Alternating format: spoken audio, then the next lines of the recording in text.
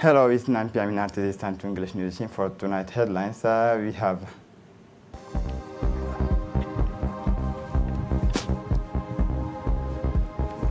video conference between medical students and Tunisian teacher.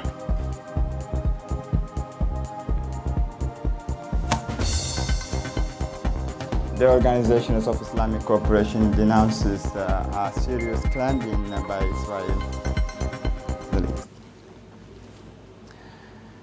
Welcome to our newsroom. The Republic of Djibouti wishes to re-establish the truth on the facts concerning Fouad Yusuf Ali. For some days now, certain circles linked to the opposition have been propagating false accusations and theories concerning the incarcerations of Mr. Fouad Yusuf Ali in the civil prison of Gabon. The Republic of Djibouti formally contests these versions, which are circulating in certain media, including foreign publications. The Republic of Djibouti would like to recall the serious facts, particularly with regard to an officer of the Djiboutian Armed Forces, which led to the opening of a judicial inquiry against Mr. Fouad Yusuf Ali.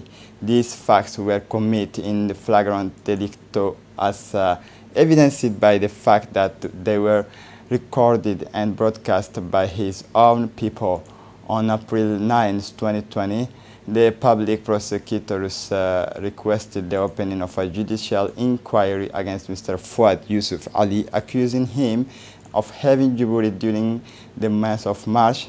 The prosecutor of the Republic has demanded the opening of a judicial inquiry against Mr. Fouad Yusuf Ali, accusing him of having Djibouti during the month of March that he attempted to fraudulently evade a military aircraft, destroyed this aircraft, maintained a relationship with the foreign powers, Eritrea, published words in the press inciting hatred and the uprisings of the population with the aim of seriously disturbing public order, harming national defense by inciting the military to disobey, publicly defame the Djiboutian Armed Forces. These are accusations that call into question national security, which would challenge to justice of any state. There is no military justice in Djibouti.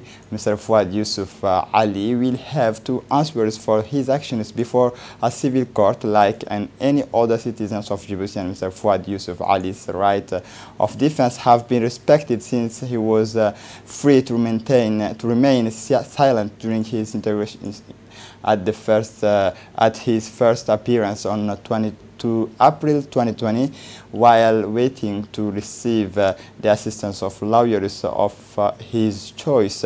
On 23 April 2020, the wife of the defendant granted him a communication permit. The President of the French Republic, Emmanuel Macron, sent a message of congratulations to his Djiboutian counterpart, His Excellency Ismail Omar Guelleh, on the approach of the anniversaries of our country's national holiday. Mr. President and dear friend, I am pleased to extend to you and to the people of Djibouti my warmest congratulations and my most sincere wishes, wrote President Macron, who expressed his determination to do everything possible to ensure that France remains Djibouti's leading partners. In his message, the French head of state first of all welcomed the special ties that exist between the two countries in the security and military files. The French president also welcomed and praised Djibouti's stabilizing role in a region that has been marked by multiple crises for several decades, and reaffirmed his commitment to preserving and promoting special relations between his countries and ours, particularly through greater levels of diplomatic contact and political consultation. I would be happy when conditions permit to welcome you to France for a bilateral visit that will enable us to make progress, among other things, on the subjects of defense, the French-speaking war and strategic partnership, said President Macron in this regard. Prime Minister Abdelkader Kamil Mohammed received this Thursday, June 11, Ms. Anke Holstein, Ambassador of the Federal Republic of Germany, During a courtesy visit to the Prime Minister's office, the meeting took place in the presence of the Prime Minister's Chief of Staff, Mr. Ali Silay, German diplomat who has been in Djibouti since November 28, 2018, and whose mission is coming to an end.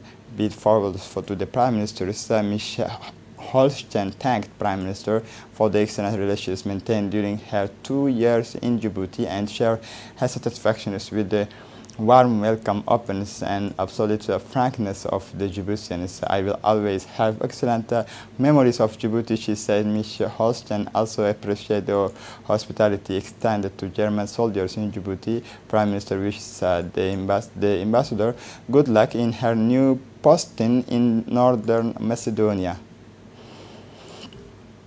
The Secretary General of the Ministry of Health, Dr. Saleh Benoita Turab, has made the daily press briefings on the situations of COVID-19 in Djibouti. For more detail, let's listen to this report. Chaque jour, je voudrais vous faire le point de situation sur le COVID-19. The Secretary General of the Ministry of Health, Dr. Saleh Benoita Turab, gave us the daily press briefing of today, Thursday, June 11, 2020. The data of the COVID-19 epidemic is as follows: 159 tests performed, of which 25 positive cases of COVID-19 found, 259 cases cured, and 3 new deaths. And as far as the global balance sheet, it declines as follows: 39,299 tests were performed, of which 4,398 COVID-19 positive, 2,519 cases were confirmed cured, and 37 deaths in total. Stay alert, protect yourself and others. The Minister of Higher Education and Research, Dr. Nabil Mohammed Ahmed, accompanied by the President of University of Djibouti, Dr. Jama Mohammed Hassan, and the senior advisor to the Ministers Fahmi Ahmed and the Dean of the University, Mr. Ali, visit the medicine faculties this morning. Following the deconfinement, the University of Djibouti has decided to resume face-to-face courses for all the students while respecting the health measure in forces that since June 1st, 2020. The courses are in the forms of video conference for 5 distinct promotions every day, Sunday to Thursday, from 10 a.m. to 6 p.m. To date, Thursday, 11 June 2020, has to these days complete programs of courses. Thanks to this video conference, students are happy with these distance learning courses because they can interact with the teacher, ask questions. Courses in medicine have been resumed a few weeks ago with certain measures, that the deans and the administration making sure that the wearing of masks is mandatory. Hand washing is mandatory before entering the facility, as well as the distance of 1 meter inside the library, as also in the classrooms. The courses are given by Tunisian professors and doctors. In Djibouti, the courses given by Djiboutian doctors are normally done when the doctors are in Djibouti, but the courses that are given by Tunisian professors are presented as by video conference, and the classes are interactive, well given for 2 hours. In the same framework, the Minister of Higher Education made a speech. Let's listen. Comme vous le savez, le président de la République a fait ce choix courageux, que nous saluons encore une fois, et de prendre la décision de donner une égalité des chances à tous les étudiants. C'est pour ça que nous avons repris les cours depuis le 17 mai.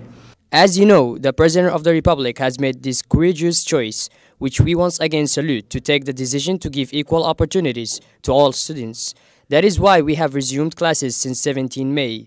These courses are taking place in very good conditions, with respect, of course, barrier gestures of distancing, but also the wearing of masks of facility stand out from the other facilities, which still need foreign expertise, namely the facility of medicine and the facility of engineering. For these 2 facilities, we have provided a large part of the courses by video conference. As you saw this morning, I am very pleased to hear that this course is going well. Also note that you hear the satisfaction of the students in having these courses almost at home, where they interact with their professors who are in Tunisia or Turkey. And then I think that Djibouti today, when we hear all the debates that are taking place in the world with regard to the reopening of universities, can, in all modesty, welcome this gesture that has been made of this decision that has been taken by the head of state.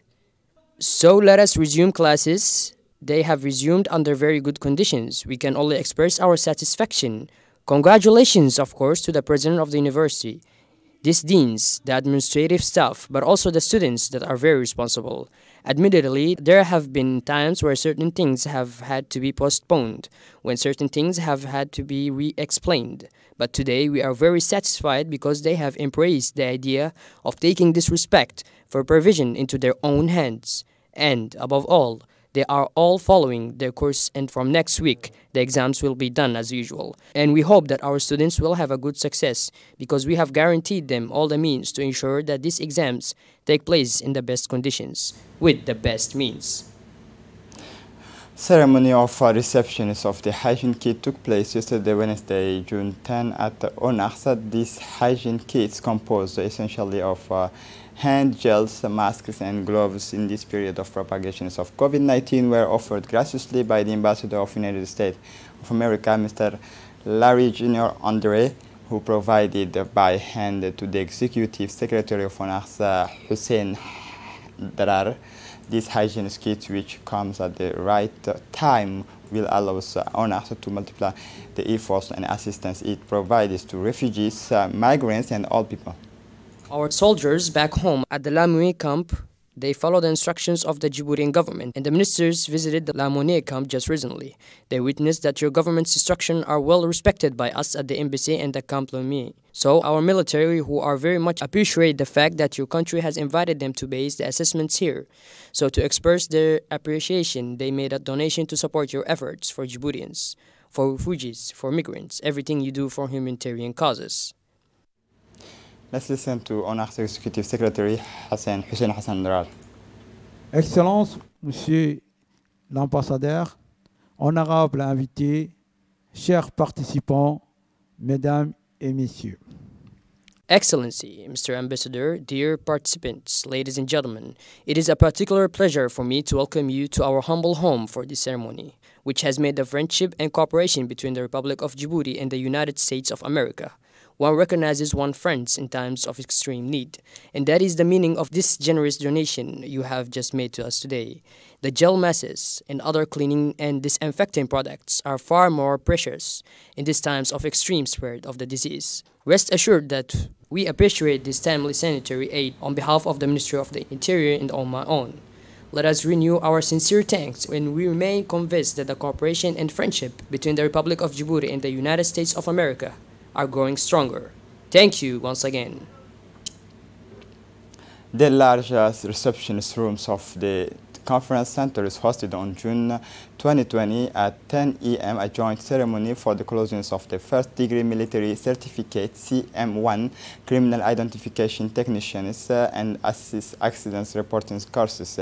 This ceremony organized of a select committee because of the coronavirus pandemic was chaired by Colonel Zakaria Hassan Aden, Chief of Staff of the National Gendarmerie, and was attended by Colonel Frédéric Dantin, Attaché of Internal Security of the French Embassy in Djibouti, and several senior officers. A total of 54 recipients made up of OPGs and seasoned group leader received their diploma. In addition, the best trainees from each course received letter of congratulations for their excellent results and assiduity. The ceremony ended with the traditional family photo followed by refreshment.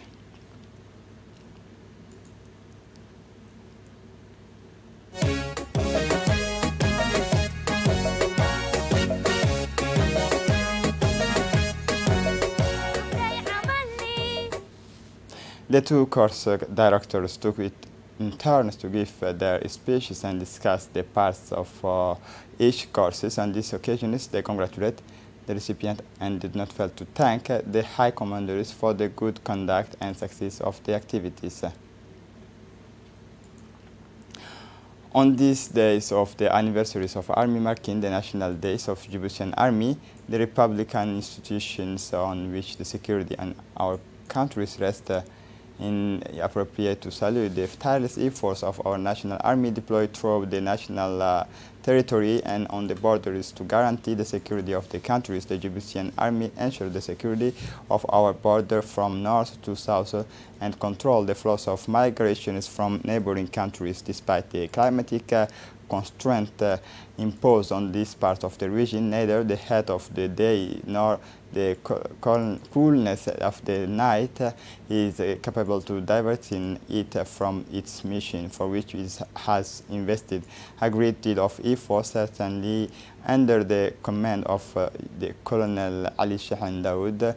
The Tajura Inter-Army Regiment carries out dignified and distinguished works in the Tajuras region, where the army is not limited to the simple security of the border because its men in uniforms under the instructions of Colonel Ali Shaham intervene in various files to alleviate the suffering of the population. The population, assisted by the armed forces of Tajura, thanked the military institution commanded by Colonel Ali Shaham Daoud, who, in addition to the security and borders defense missions, assist the rural Djiboutian families settled in the remote area.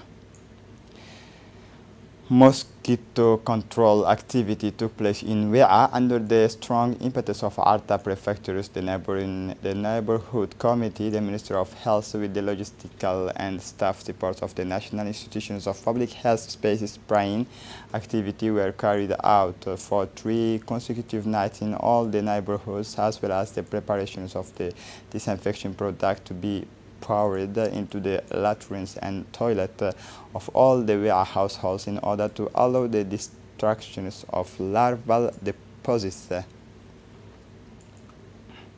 It is with great sadness that we learned the death of the late Ahmed Hassan Fahie, one of the leading figures of the independence landscape of Asajog region. He died yesterday morning in Ali Sabih. The deceased was born in 1941. In Ali Sabih, the deceased leaves behind him a widow and 8 children and 11 grandchildren. The deceased Ahmed Hassan Fahie was the first president of RPP Annex in Ali Sabih in 1979, retired in 2002. The deceased had made a valuable contribution to the struggle for independence. Following the death of the deceased, the president of the regional council, Mr. Omar Ahmed Wais, the parliamentarian, and the region is the minister of Labor, Isman Ibrahim Roble, the Minister of Health, Muhammad Warsa Madiriye, the elders customary chief and of the region's address their sincere condolence to the relatives and families of the deceased. May the merciful Allah grant his soul peace in the eternal paradise. Inna lillahi wa inna ilayhi raji'un.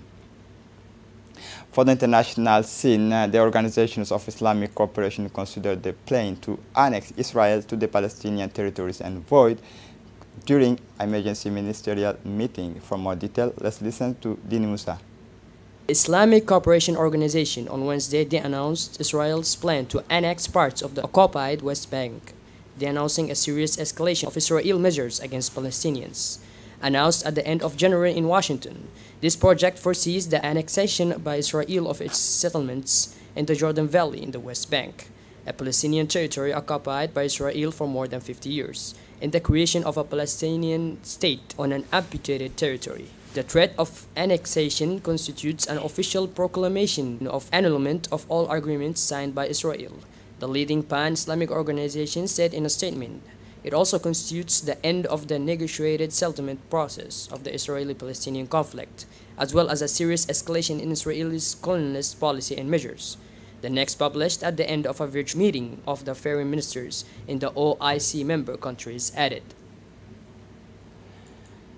The number of coronavirus infections in the United States exceeded the 2 million mark. More detail with Dini. Coronavirus has infected nearly 2 million people in the United States and caused 1,082 additional deaths in the country in 24 hours, according to Tuesday's count from the Johns Hopkins University. The world's leading economic power is by far the country most affected by the pandemic in absolute terms, both in terms of the number of deaths, of which are 112,833 in the number of diagnosed cases.